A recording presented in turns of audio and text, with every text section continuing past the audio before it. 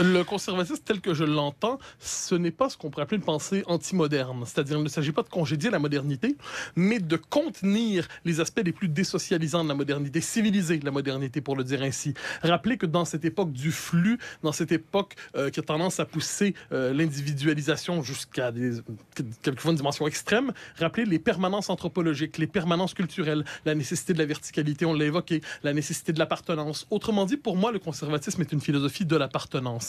C'est-à-dire que l'individu, c'est un peu la promesse des années 90. On se dit, l'individu détaché de sa culture, de son histoire, de sa citoyenneté, de sa langue, de sa religion, qu'en sais-je, sera absolument libre et pourra véritablement circuler dans le monde mondialisé.